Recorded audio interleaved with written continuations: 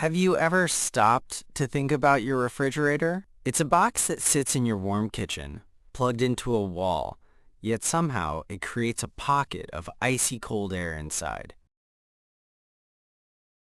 The world around it is warm, the room it sits in is warm, and you even put warm food inside of it. The fridge is in a constant battle against heat. The secret to how it wins this battle is one of the most clever ideas in all of engineering. And it's not about making cold, but about moving heat. Think about the last time you opened the refrigerator door. You were probably greeted by a rush of cold air, a refreshing feeling on a warm day. You reach in, grab a cold carton of juice, or maybe you put away your groceries, including leftovers from dinner that are still warm to the touch. You close the door and walk away, trusting that this magical box will keep your food fresh and safe to eat. You know that in a few hours, those warm leftovers will be perfectly chilled. To understand the refrigerator, you first have to understand its greatest enemy, heat. Heat is a form of energy, and it has one simple rule it always follows. Heat energy always moves from a warmer place to a cooler place. It naturally wants to spread itself out until everything is the same temperature. This means the heat from your kitchen is constantly trying to sneak into the colder environment of your fridge. It seeps through the walls and the seals around the door. Every single time you open the door, a wave of warm air from the room rushes in, bringing its heat with it and pushing the cold air out. Even the food you place inside is a source of heat. A container of warm soup or a freshly baked pie brings a significant amount of thermal energy into the cold space. To win this war, engineers didn't try to destroy heat. Instead, they designed a system that acts like a heat thief, grabbing heat from inside the fridge and tossing it outside. The hero of this story, the main character in this cycle, is a very special fluid called a refrigerant. It's the lifeblood of the cooling system. This refrigerant has a superpower. It can boil and turn into a gas at an extremely low temperature, much colder than the freezing point of water. You know that water needs to be heated to 100 degrees Celsius to boil and become steam. A refrigerant can do the same thing when it's still colder than ice. This unique ability to easily switch back and forth between a liquid state and a gas state is the entire secret behind how a refrigerator works. Here, the refrigerant begins its trip as a very cold, low-pressure liquid, flowing slowly through these pipes that line the inside of the freezer compartment. As this freezing cold liquid moves, the warmer air inside the fridge passes over the coils. Remember, heat always moves from hot to cold. So the heat from the air, the heat from your leftover pizza, the heat from that carton of milk, all gets absorbed by the even colder refrigerant liquid. This sudden absorption of heat energy causes the refrigerant to do something incredible. It starts to boil. Even though it is still incredibly cold, it has absorbed enough heat to change its state. The liquid turns into a very cold, low-pressure gas. In becoming a gas, the refrigerant has effectively stolen the heat from inside your fridge and trapped that energy within its own molecules. Now for the next challenge. The refrigerant, now a gas, is full of the heat it stole from your food. But how does it get rid of that heat?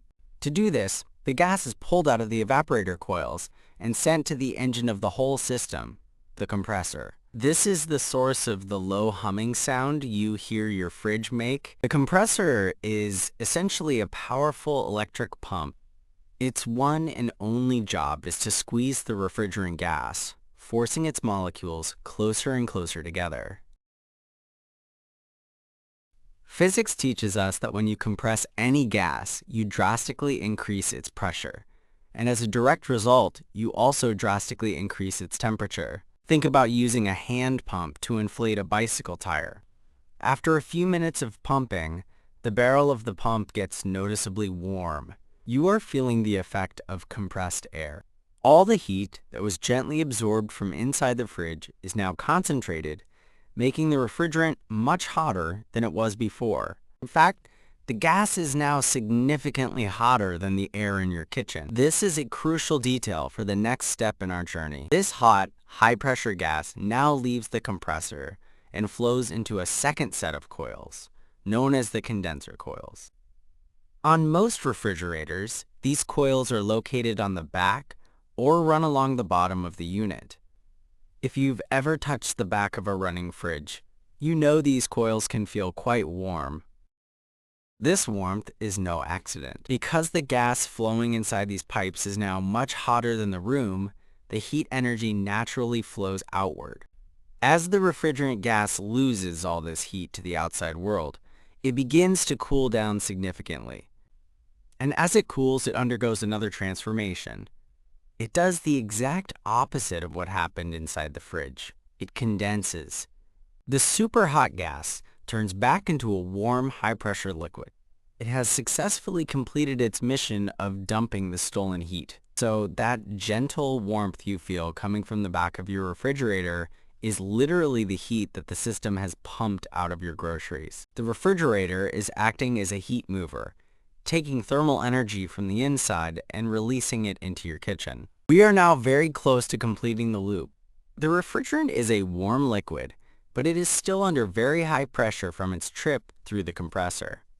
The high-pressure liquid flows towards a tiny microscopic bottleneck in the tubing. This point is called the expansion valve. Imagine a huge crowd of people trying to get through a single small doorway. They would be forced to squeeze through, and the pressure on the other side would be much lower.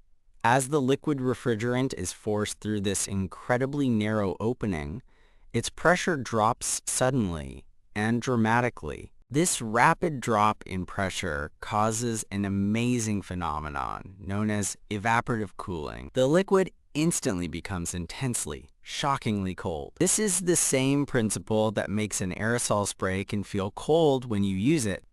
The pressurized contents expand as they leave the nozzle, causing them to cool down rapidly. This entire four-part journey, evaporation inside, compression, condensation outside, and finally, expansion, forms a continuous closed loop. The refrigerant fluid is on a constant mission, cycling endlessly to absorb heat from the inside and dispose of it on the outside. This reveals the big secret of your refrigerator. It doesn't actually make cold.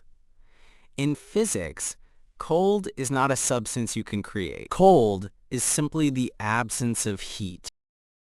Your refrigerator is really a heat pump. It is a machine engineered to move heat energy from a place where you don't want it to a place where it can harmlessly dissipate. This fundamental principle of pumping heat is one of the most important concepts in modern engineering. It's the same technology that allows an air conditioner to cool your entire home on a hot summer day.